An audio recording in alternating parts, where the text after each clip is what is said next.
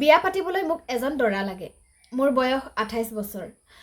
যিজন ল'ৰাই মোক বিয়া পাতিবলৈ আগবাঢ়ি আহিব, তেওঁৰ নামত মোৰ মাটি বাৰী সকলোবিলাক তেওঁৰ নামতে কৰি দিম। মোৰ টকা পইচা সম্পত্তি সকলোবিলাক তেওঁৰে হ'ব। মই কমেণ্টৰ পৰাই দৰা নিৰ্বাচন কৰিম। কমেণ্টবিলাক পঢ়িম মই প্ৰথমে। গতিকে আপোনালোকে কমেণ্ট কৰিবলৈ নাপাহৰিব আৰু ভিডিঅ'টো শ্বেয়াৰ কৰিবলৈ নাপাহৰিব। নমস্কাৰ। আপোনালোকে যদি ভিডিঅ'টো চাবলৈ আৰম্ভ কৰিছে তেনেহ'লে অনুগ্ৰহ কৰি শেষলৈকে চাব, কাৰণ মই এটা বিশেষ উদ্দেশ্যতহে এই ভিডিঅ'টো বনাইছোঁ। আৰু ভিডিঅ'টো 2-3 ছেকেণ্ড চাই আপোনালোকে অনুগ্ৰহ কৰি কমেণ্ট নকৰিব। এই যে দৰা বিচৰা কথাটো মই প্ৰথমে কৈছিলোঁ, তেনেকুৱা ধৰণৰ এটা ভিডিঅ' মই এটা নিউজ চেনেলত চাবলৈ পাইছিলোঁ কেইদিনমান আগত। এজনী ছোৱালীয়ে এটা ৰীল বনাইছিলে, হয়তো ফানি ৰীল হ'ব এণ্টাৰটেইনমেণ্টৰ কাৰণে, যে তাই ভিডিঅ'টোত ৰীলটোত কৈছিলে যে মই দৰা বিচাৰিছোঁ, আপোনালোকে কমেণ্ট কৰক, ভিডিঅ'টো শ্বেয়াৰ কৰক, এনেধৰণে কৈ এটা ভিডিঅ' বনাইছিলে। আৰু সেই ভিডিঅ'টো এটা নিউজ চেনেলে নিজৰ চেনেলত প্ৰচাৰ কৰিছে। এজনী ছোৱালীয়ে বনোৱা এটা ফানি ৰীল এটা নিউজ চেনেলত প্ৰচাৰ কৰাটো কিমান দূৰ গ্ৰহণযোগ্য বাৰু? গ্ৰহণযোগ্যতাৰ কথা বাৰু নকওঁৱে, কিমান প্ৰয়োজন আচলতে? এয়াই নেকি নিউজ চেনেলৰ এটা নিউজ চেনেলৰ এটা ষ্টেণ্ডাৰ্ড? কিন্তু অপ্ৰিয় হ'লেও সত্য যে বৰ্তমান সময়ত কিছুমান নিউজ চেনেলে নিজৰ ষ্টেণ্ডাৰ্ড বজাই ৰাখিবলৈ অসমৰ্থ। আমি এটা নিউজ বুলি ক'লে কেনেকুৱা ধৰণৰ বাৰ্তা আশা কৰোঁ বাৰু? কিন্তু ৰাতিপুৱাই শুই উঠি যদি আপুনি কেতিয়াবা ভাবে মোবাইলটোত বা ফেচবুকত এটা নিউজ চাওঁ বুলি, মোবাইলটো খুলিলেই দেখিব এটা নিউজ চেনেলে প্ৰচাৰ কৰে কাৰোবাৰ বোৱাৰী কাৰোবাৰ লগত পলাই গ'ল, কোনোবা অন্তঃহত্যা হ'ল, এনেকুৱা ধৰণৰ নিউজবিলাকে। কাপোৰ আধা নোহোৱা, ব্লাউজ পিন্ধি থকা বা ব্ৰা টাইপৰ কিবা তেনেকুৱা ধৰণৰ কাপোৰ পিন্ধি থকা মহিলাৰ ভিডিঅ' আপোনালোকে নিউজ চেনেলত পাব। এইটো সচৰাচৰ দেখা যায় আজিকালি। ক'বলৈ লাজ লগা, কিছুমান নিউজ চেনেলত পাওঁ যৌন ক্ষমতা কেনেকৈ বঢ়াব।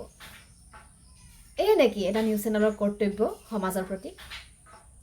পাকিস্তানৰ লগত আমাৰ ভাৰতৰ যিটো সংঘৰ্ষ হ'ল, প্ৰথম যিটো ঘটনা হ'ল, যিটো সন্ত্ৰাসবাদীৰ আক্ৰমণ হ'ল, সেই আক্ৰমণটোৰ পাছত, সেই ঘটনাটোৰ পাছত কিছুমান নিউজ চেনেলৰ গাত ততেই নাই, গা 7খন-8খন হৈ আছে। কি নিউজ প্ৰচাৰ কৰিব, কেনেধৰণে ঘটনাটো মানুহৰ মাজলৈ আকৰ্ষণীয় কৰি আনিব, তেনেকুৱা কামবিলাকে নিউজ চেনেলবিলাকে এতিয়া কম্পিটিশ্যনৰ নিচিনাকৈ কৰি আছে। পুৰণা কিছুমান ভিডিঅ', কিছুমান ফুটেজ, কিছুমান ছবি, সেইবিলাকেই প্ৰচাৰ কৰি আছে কিছুমান নিউজ চেনেলে। এইটো আজিৰ কথা নহয়, বহুদিনৰ পৰা লক্ষ্য কৰি আছোঁ। কিছুমান নিউজ চেনেলৰ যিটো ষ্টেণ্ডাৰ্ড সেইটো একেবাৰে থাৰ্ড ক্লাছ হৈ গৈছে। একেবাৰে নিম্ন স্তৰৰ নিউজ কিছুমান চেনেলে প্ৰচাৰ কৰে। সকলোবিলাক নিউজ চেনেল নহয় বাৰু, কিন্তু কিছুমান পুলি পোখা নোহোৱা কিছুমান নিউজ চেনেল, মানে কিছুমানে ঘৰতে বহি এটা নিউজ চেনেল খুলি লৈছে। সিহঁতৰ কিবা এক্সপেৰিয়েঞ্চ বা কিবা চাৰ্টিফিকেট আছেনে নাই নাজানো, কিন্তু নিউজ চেনেলৰ নাম এটা লৈ সিহঁতে সমাজত কিছুমান জাবৰ বিয়পাই ফুৰিছে। যদি আমি সেই চেনেলটো ভালকৈ চাবলৈ যাওঁ তেনেহ'লে বুজি পাব যে এটা নিউজ চেনেল চলোৱাৰ যোগ্য সেই মানুহখিনি বা সেই চেনেলটো এটা নিউজ চেনেল হোৱাৰ যোগ্য হয় নে নহয়। ছ'চিয়েল মিডিয়াটো আজিকালি চাব নোৱাৰি। মই নিজেই আঁতৰি আহিছোঁ ছ'চিয়েল মিডিয়াৰ পৰা যিমান পাৰি সিমান। কিন্তু একেবাৰে আঁতৰি থাকিবওতো নোৱাৰি, কাৰণ মই নিজে অলপমান ছ'চিয়েল মানুহ, আমি সামাজিক মানুহ, অলপমান সমাজৰ কথা, সমাজৰ খবৰ বাতৰিটো ল'বই লাগিব। তথাপিও খুব আৱৰ্জনাৰে ভৰি পৰিছে ছ'চিয়েল মিডিয়াটো। কোনোবা ছোৱালী হওক, কোনোবা বোৱাৰী হওক বা কোনোবা পুৰুষ হওক, মানে নকৰিবলগীয়া কিছুমান কাম কৰি, নকৰিবলগীয়া কিছুমান ভিডিঅ' বনাই, অশ্লীলতা প্ৰদৰ্শন কৰি, খুব অশ্লীল ধৰণে ভিডিঅ' বনাই তেওঁলোকে ছ'চিয়েল মিডিয়াত এৰি দিয়ে কোনো ধৰণৰ লাজ সংকোচ নোহোৱাকৈ।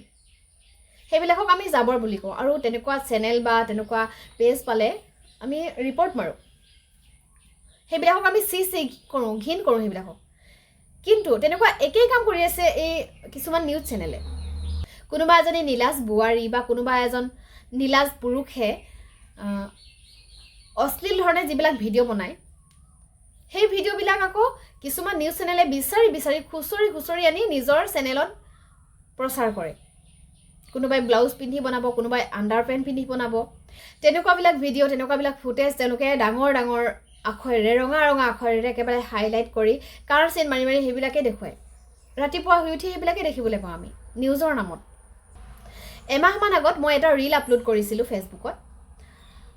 সেই ৰীলটোত এটা ছ'চিয়েল মেছেজ আছিল, এটা সামাজিক বাৰ্তা আছিল, যিটো বৰ্তমান সময়ত হৈ আছে যুৱক যুৱতীসকলৰ মাজত। যিটো তেনেকুৱা এটা ঘটনা আলম লৈ মই এটা কণ্টেণ্ট বনাই ভিডিঅ' আকাৰে প্ৰচাৰ কৰিছিলোঁ সামাজিক মাধ্যমত।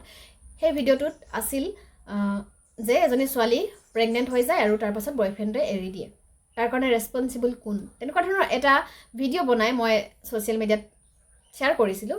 সেই ভিডিঅ'টো এটা নিউজ চেনেলে নিজৰ চেনেলত প্ৰচাৰ কৰিছে, মোক কোনো ধৰণৰ সোধপোছ নকৰাকৈ। প্ৰচাৰ কৰাৰ কাৰণে মই বেয়া নাপালোহেঁতেন, কিন্তু তেওঁলোকে যিটো উদ্দেশ্যেৰে ভিডিঅ'টো প্ৰচাৰ কৰিছে আৰু মই যিটো উদ্দেশ্যেৰে ভিডিঅ'টো প্ৰচাৰ কৰিছিলোঁ তাৰ মাজত বহুত ডিফাৰেঞ্চ আছে। মই প্ৰচাৰ কৰিছিলোঁ এটা বাৰ্তা হিচাপে, আৰু তেওঁলোকে সেই গৰ্ভৱতী, বয়ফ্ৰেণ্ডে এৰি গ'ল, এনেকুৱা ধৰণৰ কথাকেইটাত ফ'কাছ কৰিহে তেওঁলোকে সেই ভিডিঅ'টো প্ৰচাৰ কৰিলে আচলতে। আৰু মানুহে খুব গালি পাৰিলে সেই ভিডিঅ'টোত ছোৱালীজনীক, যিজনী ছোৱালীয়ে ভিডিঅ' বনাইছিলে, মানে মই। কিন্তু যিটো ভিডিঅ' মই নিজৰ পেজত দিছিলোঁ সেই ভিডিঅ'টোত মানুহবিলাকে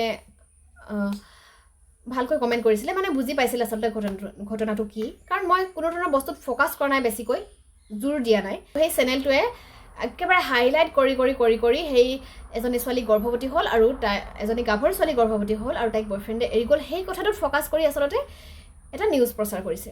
মই তেওঁলোকক বাৰে বাৰে ক'লোঁ যে আপোনালোকে নিউজটো, সেই ভিডিঅ'টো আঁতৰাই দিয়ক, কাৰণ সেইটো নিউজ হোৱাৰ যোগ্য নহয়। নিউজ হ'বৰ কাৰণে অসমত বা বহুত ঘটনা আছে, বহুত কথা আছে, বহুত সমস্যা আছে নিউজ কৰিবৰ কাৰণে। এইটোতো কোনো কথা বা সমস্যা নহয় বা কোনো ঘটনা নহয় তেওঁলোকে নিউজ কৰিব লগাকৈ। মিলিয়নৰ ওপৰত ভিউজ গ'ল সেইটোত। আগতেও কেইবাটাও চেনেলে মোৰ তেনেকৈ ভিডিঅ' কিছুমান লৈ পিনে শ্বেয়াৰ কৰিছিলে। মই কিছুমানক ৰিপৰ্ট মাৰিছোঁ, কিছুমানক একো নাই কোৱা, কিমান কৈ থাকিম। মানে তেওঁলোকে সেইবোৰে কৰি ফুৰে, জাবৰ কিছুমান বুটলি ফুৰে। অৱশ্যে মোৰ যিটো ভিডিঅ' আছিলে, যিটো কণ্টেণ্ট আছিলে, সেইটো কোনো ধৰণৰ জাবৰ নাছিলে, কিন্তু তেওঁলোকে যি ধৰণে প্ৰচাৰ কৰিলে সেইটো খুব একেবাৰে জাবৰ হৈ গ'ল। আৰু সেই চেনেলটোৰ ভিতৰত গৈ মই ভিডিঅ'বিলাক চালোঁ, তেওঁলোকে কেনেকুৱা ধৰণৰ ভিডিঅ' শ্বেয়াৰ কৰে বা প্ৰচাৰ কৰে। চব মানে তেনেকুৱা বোৱাৰী, কিবা অশ্লীলতা, মুঠতে এটা মই স্ক্ৰীনশ্বট দিছোঁ সেই চেনেলটোৰ, মানে নিউজৰ নামত একেবাৰে জাবৰ। তাৰমানে তেনেকুৱা ধৰণে মোৰ ভিডিঅ'টো তেওঁলোকে প্ৰচাৰ কৰিছে। মোৰ আপত্তি আছে, কাৰণ সেইটো মই কষ্ট কৰি মোৰ ব্ৰেইনটো অলপমান খটুৱাই মই বনাইছোঁ। তেওঁলোকে ব্ৰেইন খটুৱাওক বা কষ্ট কৰক, ক'ৰবাৰ পৰা নিউজ এটা সংগ্ৰহ কৰক, তেওঁলোকে কাৰোবাৰ পৰা অনুমতি লৈ কিবা এটা প্ৰচাৰ কৰক, কিন্তু তেওঁলোকে কোনো ধৰণৰ কষ্ট নকৰাকৈ এটা মানে ভাল উদ্দেশ্যত বনোৱা এটা ভিডিঅ' তেওঁলোকে এটা বেয়া উদ্দেশ্যেৰে, তেওঁলোকে TRP পাব, কিবা পাব, ভিউজ পাব, তেনেকুৱা ধৰণৰ আশাত তেওঁলোকে এটা বেয়া বস্তুত হাইলাইট কৰি তেওঁলোকে ভিডিঅ'টো প্ৰচাৰ কৰিলে। এয়ে চলি আছে বৰ্তমান নিউজৰ নামত। অৱশ্যে মই কেৱল মোৰ ভিডিঅ'টো প্ৰচাৰ কৰাৰ কাৰণে এই ভিডিঅ'টো বনোৱা নাই। তেওঁলোকে বহুতৰ ভিডিঅ' তেনেকুৱাকৈ প্ৰচাৰ কৰে, ভাল বেয়া বিভিন্ন ধৰণৰ। ভাল বুলি নকওঁ, ভাল ভিডিঅ' চাবলৈ তেনেকুৱা চেনেলবিলাকত পাবলৈ টানেই। মানে বেয়া উদ্দেশ্য, বেয়া কিবা থকা সেইবিলাকহে তেওঁলোকে প্ৰচাৰ কৰে নিউজৰ নামত। এয়াই আমাৰ বৰ্তমান সময়ত নিউজ চেনেলবিলাকৰ সত্যতা, আচল ৰূপ। মই এইটোৱে কওঁ, যেতিয়ালৈকে এনেকুৱা ধৰণৰ চেনেলবিলাক থাকিব, তেতিয়ালৈকে সমাজত আৱৰ্জনা কিছুমান বিয়পি থাকিব। তেওঁলোকে আৱৰ্জনা বিয়পাই আছে, কোনো ধৰণৰ বাতৰি প্ৰচাৰ কৰা নাই, তেওঁলোকে আৱৰ্জনাহে বিয়পাই আছে।